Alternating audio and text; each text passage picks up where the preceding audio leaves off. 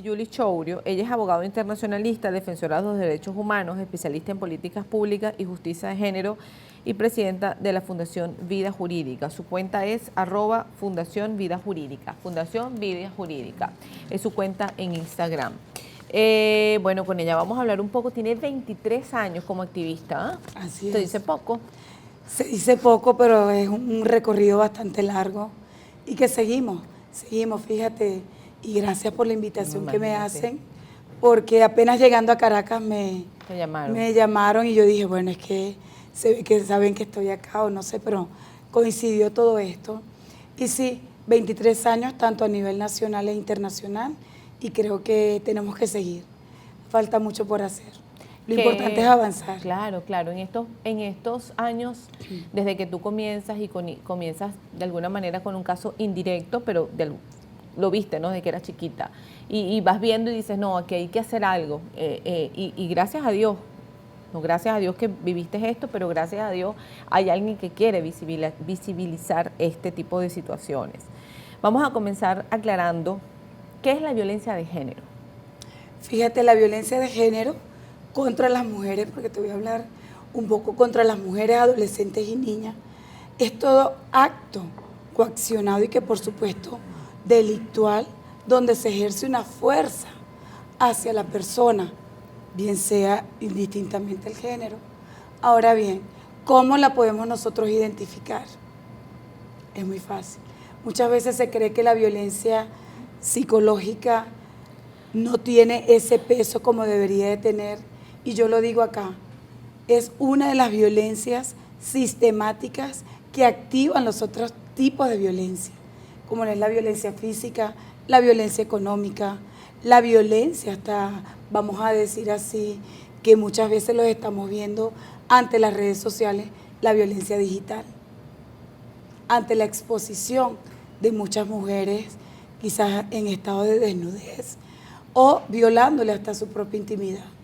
Nuestra legislación es muy clara y de hecho estuvo reformada hace poco, el año pasado, en diciembre, en materia de los delitos, bien sean en violencia política, que no estaba tipificada, y la podemos observar, cómo la violencia política no ha dejado avanzar a las mujeres en los cargos de poder, por ejemplo.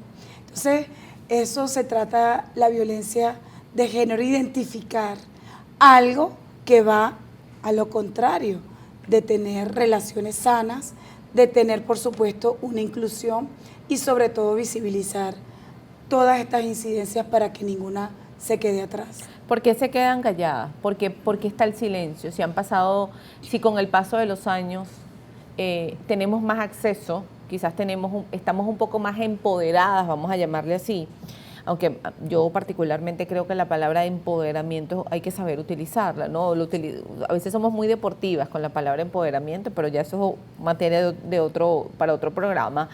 Pero ahorita hay más acceso, ¿sí? La mujer está de alguna manera, quizás es más independiente en muchos factores, porque quizás en tiempos de mi abuela, bueno, las abuelas se dedicaban solo a la casa y dependían de lo que el hombre llevaba a la casa, pero ahorita la mujer tiene la facilidad o tiene la autonomía y dice, no, yo voy a salir a trabajar.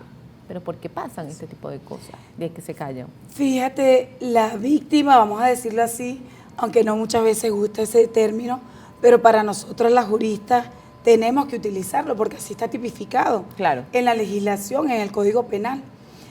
La víctima habla cuando se siente segura de hablarlo. No podemos tampoco coaccionar a la víctima para que hable. Todo tiene su proceso. Cuando ella se identifica y dice, algo está mal acá, no podemos aceptar este tipo de violencia. Y en materia de violencia intrafamiliar hay mucho silencio. Hace falta mucho trabajo por hacer. Hace falta trabajar la prevención, como lo digo siempre desde mi fundación, Vida Jurídica, porque educar es prevenir. Mientras nosotros sigamos con estos sesgos violentos, pero que no tomemos las correcciones anticipadas para que estas cosas no sucedan, vamos a seguir teniendo estos índices altos de violencia. Ahora, cuando definitivamente identifico que estoy ante un agresor, ¿sí? ¿Cómo puedo yo prevenir? Porque tú me hablas de educación es prevención, pero resulta que yo estoy y ya identifico al victimario y digo, ¿cómo puedo yo, desde tu punto de vista, prevenir para evitar ser víctima de una violencia? ¿Pego la carrera? Buscas ayuda. Fíjate, hay alarmas muy pequeñas, hasta desde el control, que te puede estar controlando dónde estás, con quién estás. Llámame, hazme una videollamada. Es cierto que estás en el lugar que me dijiste. Ya empieza hasta desde el noviazgo. Empiezan esos tipos de violencia que muchas veces es directa y hasta indirectamente. Tenemos que reconocerla. Por eso es que es importante la educación.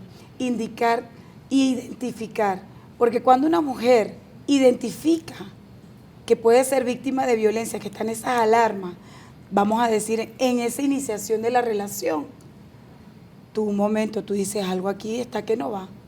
Y muchas veces confundimos el amar con esos celos bastante enfermizos. Entonces dice, no, pero es que él me cela, pero es porque me ama.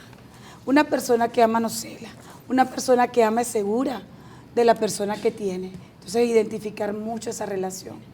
¿Cómo podemos identificar? Ahora, cuando ya yo identifico entonces este tipo de alarmas, Sí. pero empiezo con situaciones que de alguna manera pues se van generando casos donde, bueno, ya yo estoy empezando a ver esta violencia psicológica, verbal, física, etcétera. ¿A qué organismo puedo ir? ¿Existen los organismos en donde yo puedo confiar realmente para introducir una denuncia?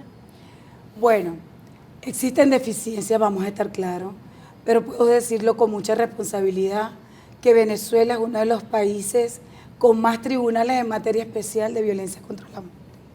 Ahora bien, y fiscalía, tenemos más de 98 fiscalías, 2 de femicidio, hasta una de trata de personas, cosa que no sucede en otros países, porque si no tratan este tipo de incidencias a través de los tribunales de familia. Entonces Venezuela tiene estructura, ¿ok? Entonces lo que nos da confianza. Nos da confianza, pero muchas veces hay fallos en abordar la denuncia.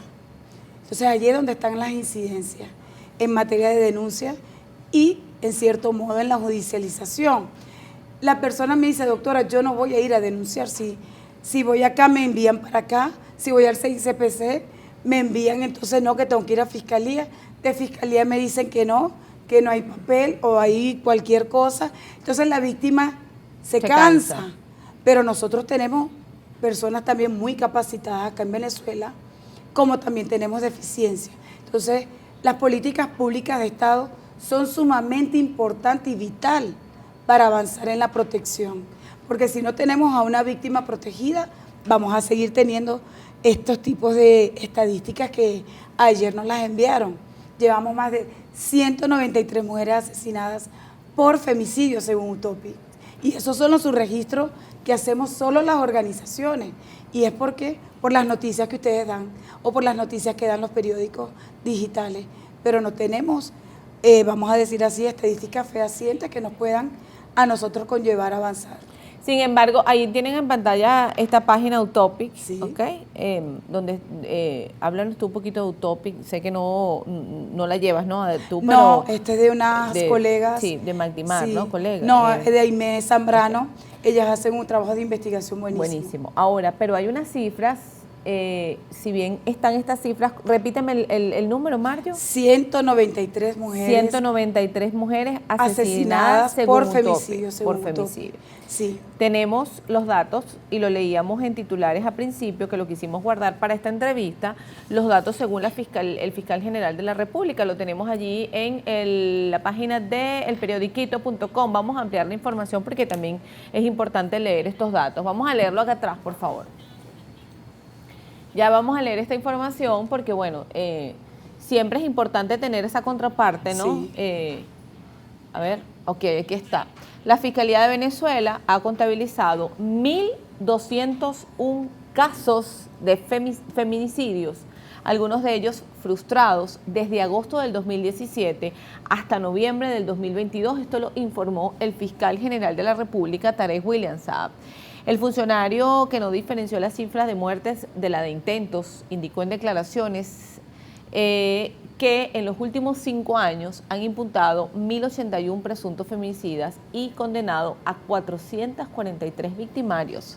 Desde agosto del 2017 hemos otorgado 322.456 medidas de protección a mujeres en riesgo para evitar que puedan ser víctimas de hechos punibles con los que coloquen en riesgo su integridad física y psicológica. Asimismo, dijo que se han presentado 48.019 imputaciones en contra de sujetos que han atentado contra las mujeres sin precisar los delitos. Esto lo dijo en el marco del Día Internacional de la Eliminación de la Violencia contra la Mujer del Ministerio Público. Sí. Datos alarmantes, si se quiere. Sí, bueno, el fiscal de verdad que ha hecho un trabajo de recopilación, al cual también se le han hecho sugerencias para que sean los tipos de violencia de manera segregada. Pero bueno, el trabajo está. De hecho, hay fiscalías en materia de femicidio también, vamos a decir así, que fueron parte de este proceso del fiscal. Y bueno, y la de trata de personas, que se hizo también en la gestión del fiscal. Y ahorita que estamos trabajando de verdad que bueno, de manera de buscar soluciones mancomunadas, tenemos que trabajar de manera coordinada entre todas y todos. Las organizaciones civiles somos solo, vamos a decir aquí, y de verdad que es importante porque hay muchas mujeres detrás de tantas organizaciones. Claro. Y ayudamos al Estado a identificar las incidencias y se están haciendo los correctivos pertinentes. Estoy revisando algunos comentarios que nos llegan a través de la cuenta @entrenoticiasgb. Lo que pasa es que perdí por acá el mensaje. ¿Qué hacer cuando se presenta el primer caso? ¿Cuál es el organismo en donde, desde este punto de vista, ya tú recibiste la primera agresión? ¿Cuál es el organismo, Diyuli, que tú nos puedes decir, bueno, usted tiene que ir primero a este lugar? Resulta que en este sitio me mandan a otro sitio. Porque también tú tienes que estar informada, ¿no? Sí, uno como ciudadano tiene que estar informada y sostener y decir, este es el organismo que me corresponde, punto. Sí, bueno, fíjate, la legislación es muy clara, te indica que puedes ir ante la seguridad ciudadana, es decir, ante las policías de Estado, de municipios, que tienen secretarías en materia preventiva de violencia contra la mujer, y también puede acercarse a la fiscalía. En la fiscalía, por supuesto, ya está directa la denuncia, porque cuando se hace a través de las policías o el 6CPC, eso igualmente pasa a la fiscalía, que es el órgano encargado de la imputación. Entonces, bueno, eso es un trabajo que hay que hacer en materia preventiva, indicar dónde acudir. Pueden acudir, así sea, a un puesto policial más cercano que pueda tener la ciudadana, o si no, directamente ante la fiscalía. Si ve que en la fiscalía no encuentra ese tipo de solución, puede ir ante los tribunales y solicitarla. Hay un trabajo muy grande y muchas personas detrás de esto, al cual valoro, jueces y juezas capacitadas para el abordaje y fiscales y fiscalas también para eso. Escribe Leonza Yesenia, buenos días, la violencia es lo más triste y fuerte que hay entre los seres humanos, busquen ayuda y siempre dialogar es la mejor solución. Los gritos y peleas no llegan a nada bueno, por favor hablen, no se queden callados, dialoguen con los padres, en la casa de la mujer, la policía, mi gente, nada de maltratos. Hay otro comentario que escriben, excelente tema porque hay hombres y mujeres que creen que esos gritos son violencia. Hay un comentario que escriben, la violencia no tiene género, se ha visualizado un incremento incluso en noviazgos a tempranas edades en adolescentes, relaciones pasivo-agresivas, que también son violencia psicológica. Excelente tema. Hablabas tú a principio de tu entrevista y lo vamos a dejar para tocarlo en el próximo segmento, es la violencia en jóvenes, en adolescentes. ¿Se da más que en adultas? Bueno, nosotros hemos hecho un mapeo y estamos viendo cómo se está aumentando, incrementando estos tipos de violencia. Y sobre todo en el intercambio de contenidos. Es decir, estamos viendo en estos momentos intercambio de contenidos, bien sean de videos sexuales o bien sean intercambio de fotografías. O sea, allí tenemos que tener mucho cuidado. ¿Por qué? Porque la víctima, vamos a decir en este caso, la adolescente, para poder tener la persona a su poder ese control, viene y la amenaza o la cosa diciendo que bueno, que va a difundir esa fotografía y se queda la adolescente en ese sesgo violatorio porque no entiende, no sabe. Y recuérdate que cuando un material va a las redes sociales difícilmente lo podemos retomar. Desde la Fundación, ¿cuál es el aporte que hacen Bueno, a las mucho. víctimas?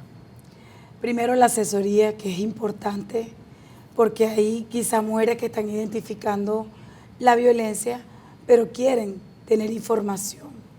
Yo de hecho tengo material en mi cuenta de Instagram, @Fundación Vida Jurídica, donde pueden ver la prevención, porque yo lo que más trabajo es la educación y la prevención. La asistencia legal, dependiendo de los casos, y si me encuentro acá, porque también hago este trabajo a nivel internacional, representando a mi país, Venezuela, y sobre todo el aporte que uno pueda dar es la ayuda psicológica. Hay instituciones, tenemos organizaciones, tanto del Estado como de la sociedad civil, que trabajan la materia preventiva, psicólogas, con abogadas, psicoterapeutas, y bueno, y esto es de verdad que un trabajo que se hace bastante bien. Hablábamos un poco sobre las víctimas cuando son adolescentes, lamentablemente cuando son niñas. Vimos el caso en Carabobo, en San Diego, creo, en Carabobo, de esta niña, creo que tenía 7 años.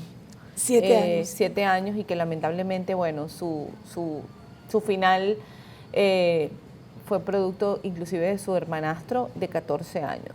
Casos como estos en donde es evidente, donde se necesita el control social, pero donde hay una pérdida de valores y tiene que ver con familia, definitivamente. Totalmente. Mira, es que la educación, y aparte dijiste algo muy importante, los valores. ¿Cómo se están perdiendo esos valores? El respeto. Ya hasta de decir buenos días, nadie los quiere decir.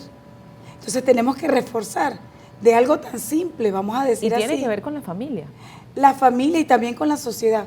Ahorita estamos en una descomposición social, estamos en un riesgo social, pero la ciudadanía debe tomar los correctivos dentro de sus hogares también. Es que todo parte del hogar. Del hogar, las no puede salir, enseñanzas, hay que ser responsables, ¿no? Y en esto, y voy a ser muy responsable, pero a veces nosotros la responsabilidad queremos que caiga sobre un gobierno y resulta que ¿dónde estás tú como papá? ¿Dónde estás tú como mamá? Que tú eres quien forma al final, ¿no?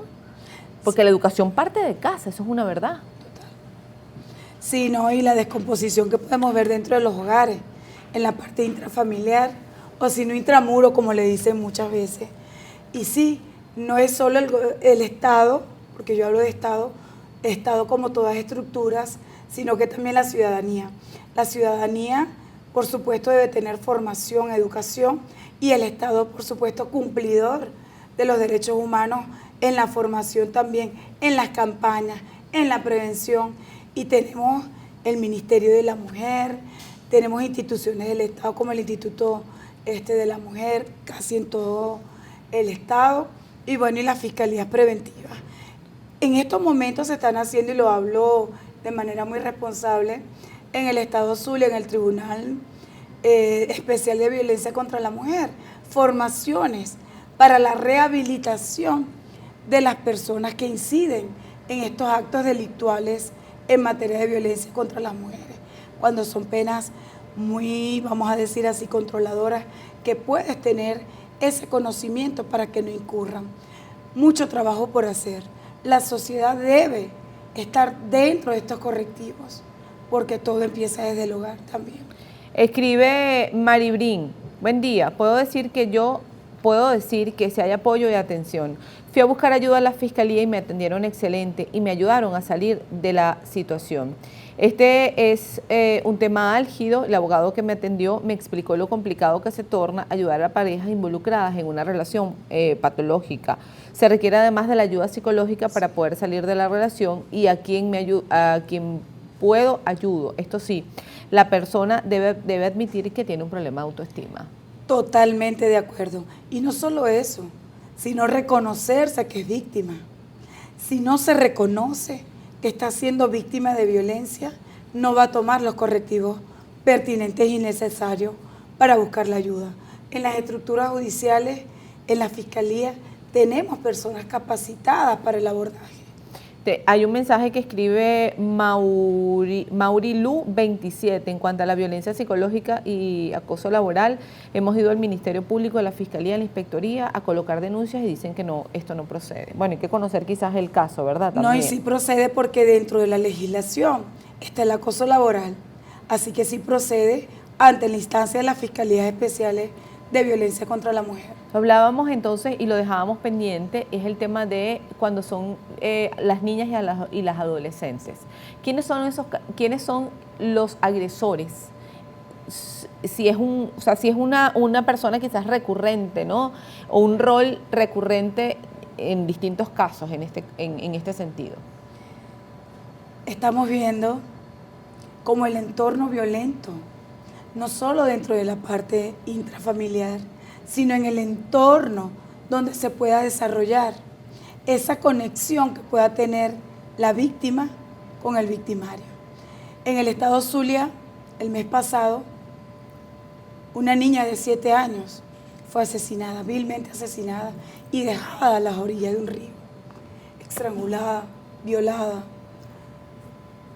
Y tenemos a un presunto, digo presunto porque hasta tanto la persona no vaya a su juicio, no vaya a su proceso como tal, hay que indicar que es presuntamente, porque eso viene a través de las pruebas y bueno, y es el procedimiento judicial con perspectiva de género.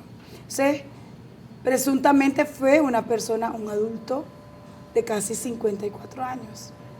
O sea, esta niña de 7 años, tenemos muchas conexiones en la pedofilia, en la parte dentro del hogar y también en los entornos. Mucho cuidado con las alarmas. Si la niña, si llega alguien en el hogar y ella siente pánico y no se deja tocar porque vienen esas caricias quizás de un modo no correcto, ella nos está indicando que se siente incómoda con eso que le está sucediendo. O sea, las madres, los padres, todos tenemos que estar alerta. Eso se necesitan a veces 5 minutos para cometer un hecho punible. Que va a marcar toda una vida. Totalmente. Que marca toda una vida, el impacto emocional dura de por vida, además, ¿no? Totalmente. Ahora, ¿por qué? Hablábamos entonces de cuáles son los organismos en donde yo debo acudir. ¿Cuáles son esos tipos de violencia?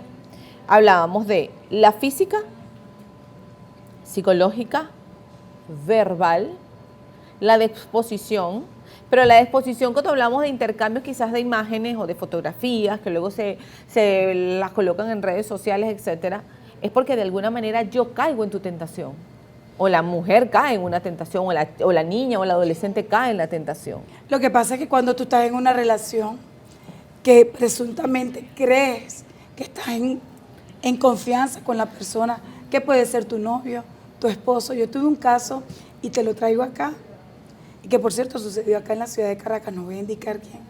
A la víctima, su pareja que hizo, ella por supuesto no quería estar más con él, imprimió todas las fotografías que tenía de ella en su desnudez y la empezó a colocar en todo el condominio pegada la fotografía. Entonces, a nosotras las mujeres siempre nos van a ver como aquella vergüenza. Nos han enseñado a vivir desde el miedo, desde la desnudez, y que por supuesto saben dónde caer. A las mujeres en la política, cuando se lanzan en la política, la primera cosa que hacen es buscar algún contenido que haya podido tener esa persona que está, o vamos a decir así, entrando en un cargo de poder. O sea, las alarmas las hay.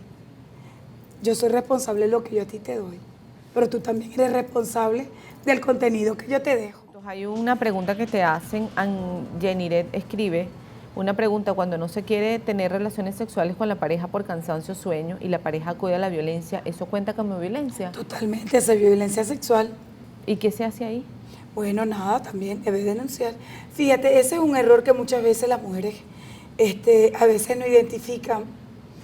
Cuando yo digo no es no, toda coacción, todo acto violento donde se utilice la fuerza es un delito, ¿ok? O sea, hay que tener mucho cuidado con eso, porque a veces dicen, pero es que él es mi esposo. Sí, pero es tu esposo. Pero no es el dueño de tu cuerpo. No, ya va, te está violentando. Hay casos que yo he tenido donde la víctima no ha querido tener relaciones sexuales y ha sido parte de que la constringen a tenerlo y muchas veces amenazándola hasta con armas de fuego. Por eso te digo todo. José Rodríguez escribe, cuando se habla de violencia de género solo se habla de protección a la mujer y no importa el hombre. Parece que es bien visto que apoyadas en la ley las mujeres maltraten verbalmente y hasta físicamente a los hombres. Fíjate, la violencia está en todas las personas. Ahora bien, cuando nosotros hablamos de violencia contra las mujeres, adolescentes y niñas, es porque existe un alto índice de vulnerabilidad en violencia de su derecho, que viene a hacer el Estado a proteger a estas personas vulnerables, como son las personas también con discapacidad, que tenemos, ayer yo estaba viendo, donde hay una mamá solicitando ayuda porque su hija con discapacidad fue presuntamente violada. O sea, tenemos violaciones también ante las mujeres con discapacidad, violaciones de las mujeres indígenas. Los hombres, cuando me dicen, doctora, pero es que los hombres también venimos maltratados. Claro, claro que vienen maltratados. Claro que pueden ser o estar sujetos a la violencia. Toda persona está sujeta a la violencia. Un adulto mayor o una adulta mayor está sujeta a la violencia cuando no le das aquel, vamos a decir, trato digno. Está sujeta a la violencia. Buenos días, escribe Nelson. Nos felicita tal. Quiero ofrecer mi reflexión. Lamentablemente los medios de comunicación, sobre todo las redes mal utilizadas, las cuales son tan populares en las zonas deprimidas, Venezuela, son los detonantes para el deterioro del núcleo familiar. Totalmente. Y no solo sucede la violencia contra las mujeres vamos a decir así, en los extractos bajos. Muchas veces la mujer que está en una posición social media o alta es la que menos denuncia, porque es la esposa del doctor tal, ¿me entiendes? De una figura renombrada al cual no le puedo dañar su carrera y está en silencio por muchos años, claro, hasta que dice basta.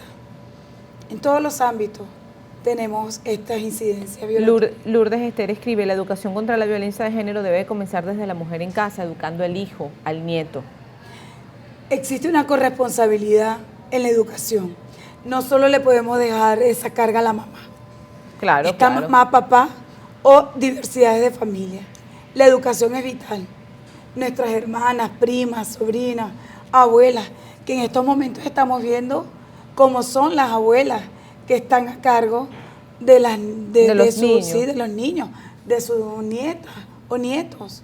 Pero también estamos viendo una descomposición social como lo que sucedió en el estado Lara, que gracias al intervento de la Fiscalía y del fiscal superior, podemos nosotros, el fiscal general, podemos nosotros identificar automáticamente esas incidencias. Y que actuaron, fíjate que detuvieron a la mamá, bueno, y según la información detuvieron a la mamá, pero están implicadas tías, está implicada una abuela, en este caso es un niño, pero se puede dar el caso de una niña.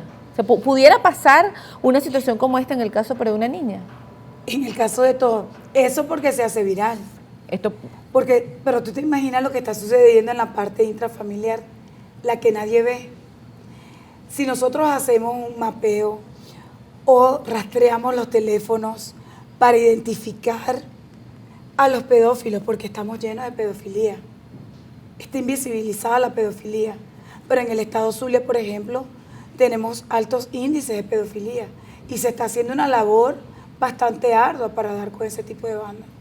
Y de verdad que hay que hacer un trabajo bastante fuerte, tanto el Estado como nosotras las organizaciones, que somos parte de esa corresponsabilidad, tanto constitucionalmente como también nos lo indica la ley. No, y además que está uno como mamá, en mi caso yo tengo una bebé de 1 año 4 meses y obviamente uno tiene que estar, y eso uno no le puede quitar la atención a los hijos, ni porque sean chiquitiquiticos, ni porque sean varón o porque la niña es más vulnerable o el varón es más vulnerable. Todos los niños, hablando de los chiquitos, son vulnerables y es la responsabilidad del papá, es la responsabilidad de la mamá en que tiene que tener, no puede descuidar a los hijos, ¿no? Porque uno quizás te confías.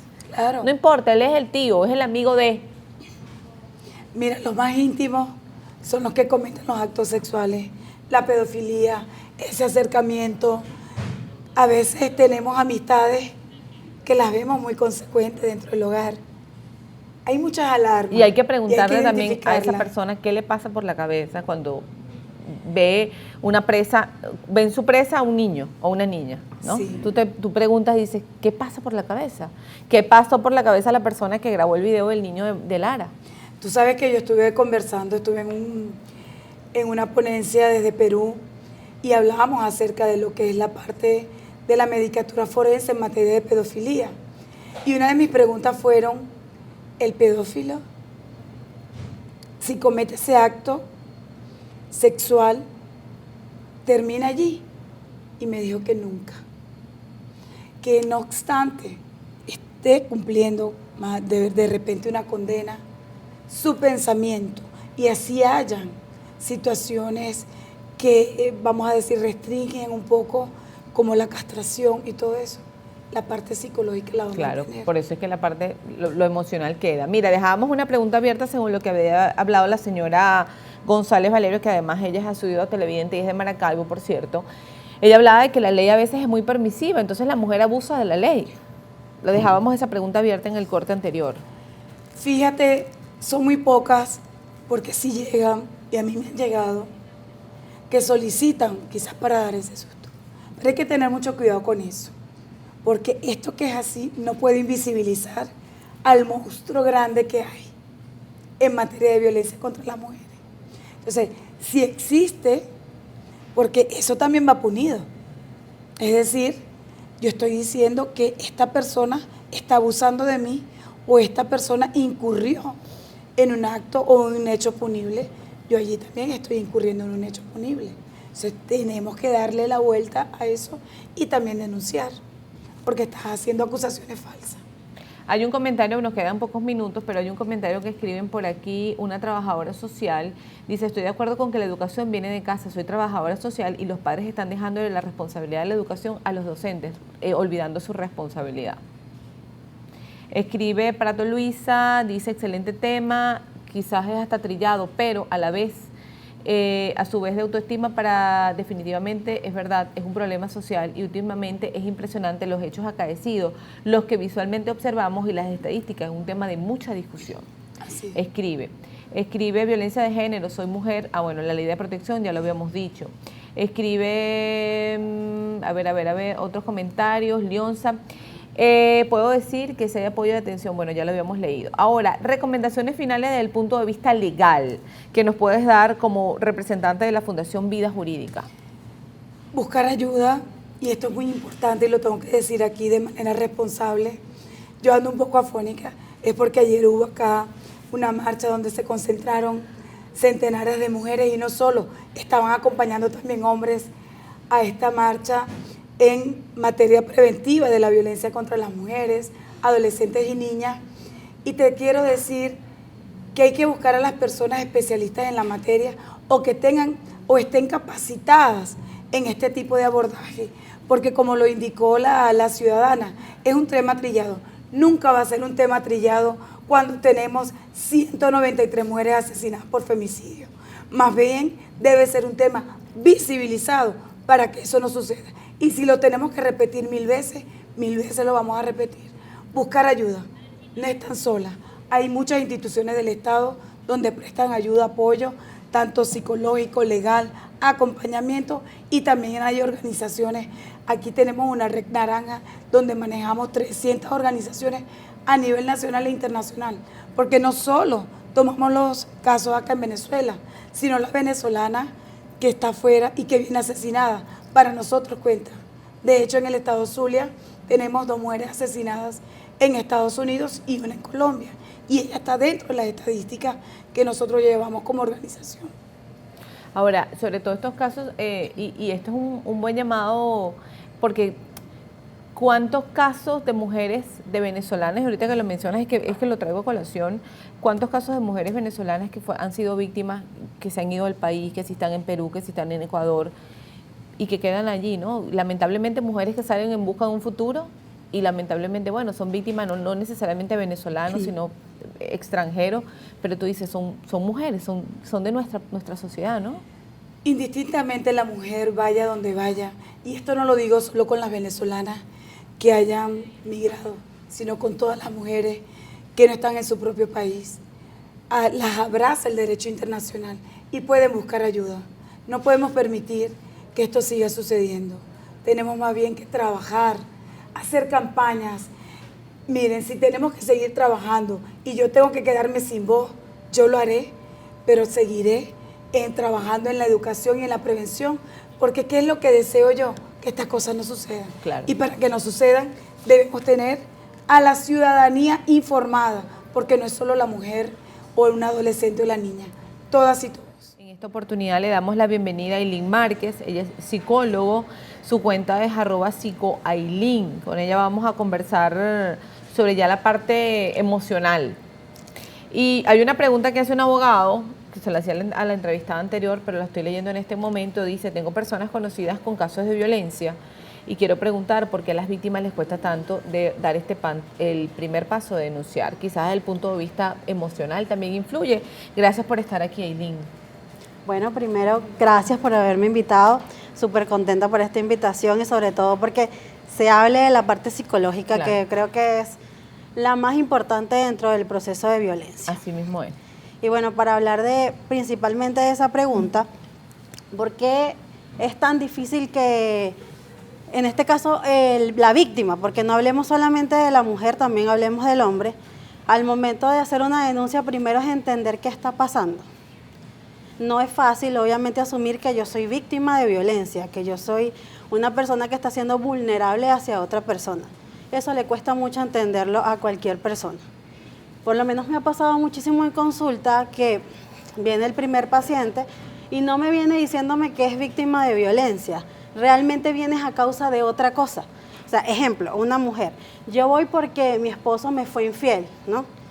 Entonces, cuando veo, obviamente, dentro de todo, vemos un maltrato. Exactamente, comenzamos a ver un maltrato, una situación ahí que lleva a que ocurra la violencia, pero no se da cuenta, porque obviamente está manifestando un síndrome. O sea, yo estoy siendo víctima, pero no me doy cuenta. Pero yo voy al psicólogo porque esta persona me está dejando. O sea, yo no puedo entender por qué me está dejando. Al hombre también le pasa lo mismo. O sea, estoy yendo porque ¿cómo ella me va a dejar así? ¿O cómo va a abandonar la relación de esa manera después de todo lo que yo he hecho por esa persona? Entonces, esto es importantísimo mencionarlo porque muchas veces no se dan cuenta de esto hasta que uno va comenzando en el proceso terapéutico y comienza a ver que, wow, mira, aquí había violencia, vamos a hacer que se dé cuenta. Ahora, ¿qué pasa? Cuando vamos a nivel legal, cuando ya hay el maltrato físico, entonces es donde voy a denunciar. Porque muchas veces pasa que vas a hacer la denuncia, entonces, ¿qué te pasó? Bueno, me hablaba feo, me decía feo, entonces después vamos a ponerte que la persona no le da la importancia que debe a esa parte y es el inicio. Cuando comienza el maltrato psicológico, posterior vienen los otros maltratos, pero el principal es psicológico, pero no se dan cuenta. Claro. Ahora, cuando ya tú identificas que estás recibiendo maltrato, hay unas características quizás tú no lo reconoces, pero hay alguien en tu entorno que lo puede identificar y decir cómo yo voy a ayudar a Ailín, porque definitivamente Ailín está siendo maltratada, abusada, etcétera. Mira, hay personas alrededor que pueden notar muchas cosas, pero la persona o el paciente en sí tiene que ser consciente de eso. Porque tú le puedes decir, mira, yo he notado que tu pareja te habla mal, yo he notado que te insulta. No, pero es que ella es así. Porque ¿qué pasa? Cuando existe el síndrome, normalizo el hecho de ser violentado. ¿Hay un síndrome de la mujer maltratada o el hombre maltratado? ¿Lo hay? Hay de ambos, Okay. Hay de ambos. Está el síndrome de la mujer maltratada, que no se da cuenta que está siendo maltratada, ella justifica, porque aquí también tenemos un historial del pasado donde la mujer, por el patriarcado, pues tenía que asumir el hecho de complacer a su hombre. Entonces, yo tengo que servirle, yo tengo que hacer. Ahora, ¿qué pasa en la parte del hombre? El hombre no puede entender ante la sociedad que una mujer sea quien domine y obviamente no lo va a decir dentro del entorno que se encuentra. O sea, él no va a decir, mi mujer me habla feo o no sé qué, sino que voy a justificar esa actitud. O sea, voy a decir, no, es que de repente está hormonal, o no, o es que de repente está pasando por una situación tal, o ella es así, ¿sí? Entonces ahí entramos en donde no es consciente de eso. Claro, las personas alrededor se dan cuenta, pero una cosa es que las personas se den cuenta alrededor y otra cosa es que la víctima en este caso entienda lo que le está pasando. Bien, vamos a recordar a nuestra audiencia, además que la cuenta está muy activa y tenemos muchos mensajes que vamos a ir pues leyendo poco a poco a propósito de este tema, y recordar que estamos hablando ya desde el punto de vista emocional, desde el punto de vista psicológico, que muchas veces quizás es el paso que a veces no damos. Bueno, yo digo, ya yo denuncié. Ajá, pero ¿qué pasa cuando procede la denuncia? Detienen al agresor. ¿Qué pasa con la parte emocional? Porque al final te vas a tu casa y dices, bueno, ya alzo la bandera de la victoria porque el hombre está preso, si es el caso. Pero ¿qué pasa desde el punto de vista emocional, no? Mira, normalmente el punto de vista emocional es abandonado, sobre todo por la víctima. ¿Por qué? Porque no considera que es un problema principal. Ahí voy. Entonces, como ya lo denuncié, ya tengo la cuestión. Pero resulta que actualmente hay muchos organismos que hacen el abordaje psicológico, ayudando a la mujer a que no se revictimice dentro del proceso. Porque pasa muchas veces, por ejemplo, en la parte policial, que he escuchado mucho de eso, o he tenido pacientes con esa referencia, que voy con mi medida de seguridad, mi medida de protección hacia el órgano policial, entonces me burlo, vienes otra vez, vienes en tal cosa. Entonces estás recibiendo un maltrato de parte del funcionario, ¿no? También. Me estoy revictimizando otra vez, y ahí hay que preparar a la víctima para que entienda que es un proceso que es cuesta arriba dentro de todo, porque no es tan rápido, a menos que haya una flagrancia que meten preso a la persona. Entonces entra y también la mujer en este caso, porque eso le pasa mucho más a la mujer, siente como que es culpable de haber llevado por ejemplo, si es el papá de sus hijos o a su pareja a la cárcel. ¿Cómo voy a hacer? Ellas se preocupan después, incluso por el bienestar de la persona, a pesar de que les ha hecho algo.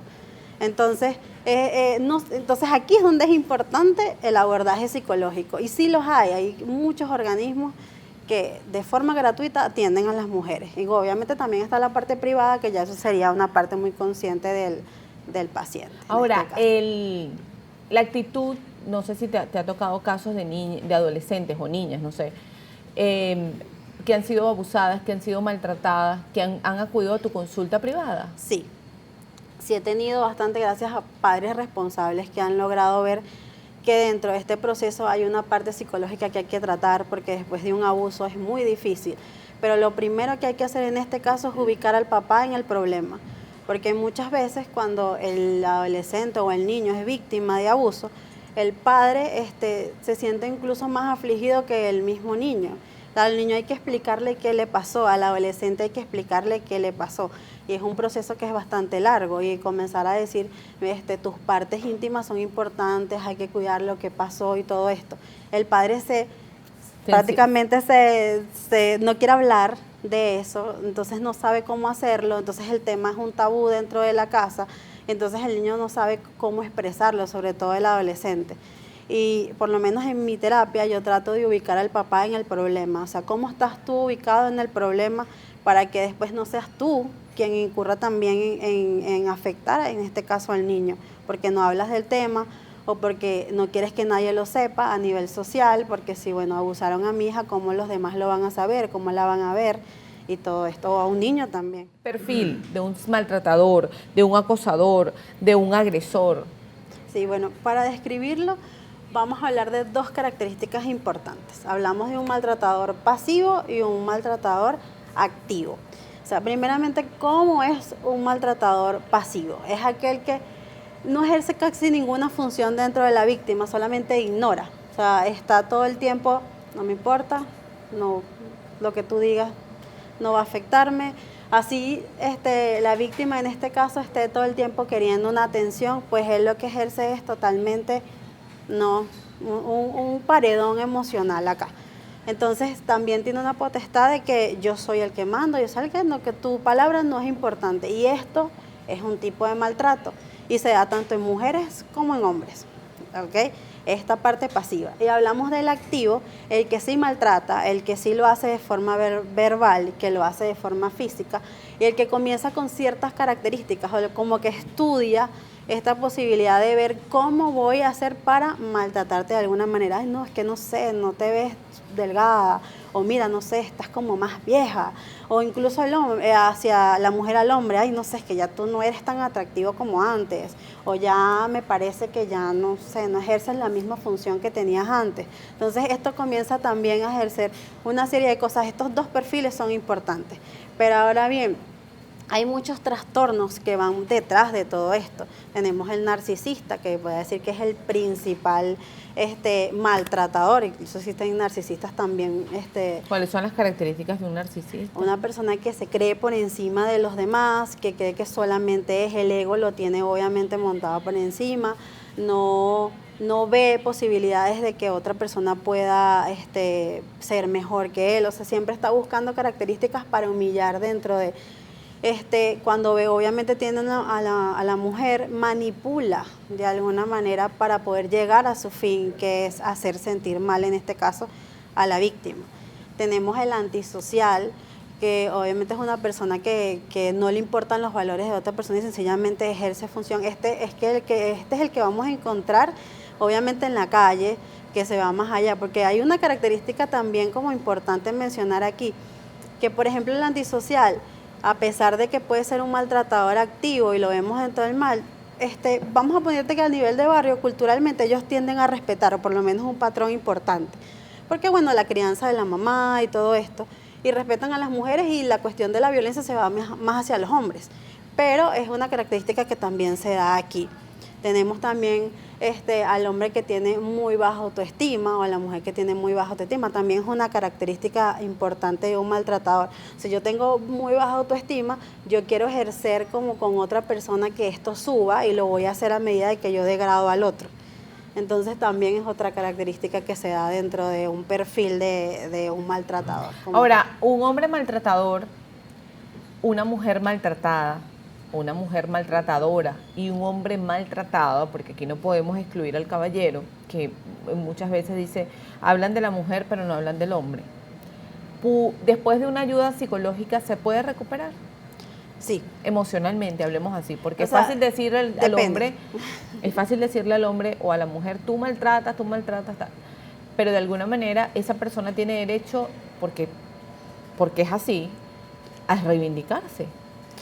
Sí, pero depende también si presenta una patología clínica. En ¿Ejemplo? este caso, por ejemplo, ya cuando hablamos de un pedófilo, en este caso que ya es otra característica, pues curarse como tal no, porque tiene que recibir una serie de tratamientos para poder inducirse como otra vez dentro de la sociedad.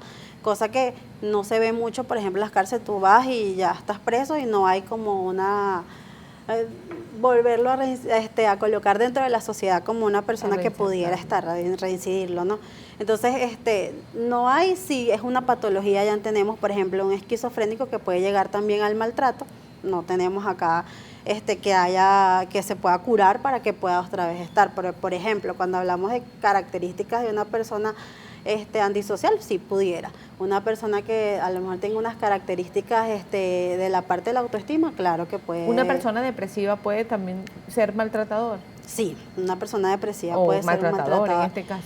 Es una característica más del victimario, pero sin embargo también pudiera estar dentro del maltratador. Porque, ¿qué pasa? Cuando nos vamos a la historia del maltratador, no solamente lo coloquemos como es lo maltrataron, es el peor del mundo. No, tenemos también una historia que es probable que de infancia venga transcurriendo dentro del maltrato. Padres que hayan sido maltratadores o que haya visto violencia dentro de eso y pueda arrastrar una depresión gran parte de su vida, por lo menos una depresión endistímica, que dura muchísimo tiempo y que las características de una depresión normal, por ejemplo, llanto fácil o pérdida, no está dentro de ese patrón. Pero sí puede haber esa característica. En el caso de las niñas, de las adolescentes, ¿es más tardío el proceso de sanación? ¿Tienen que durar años en tratamiento?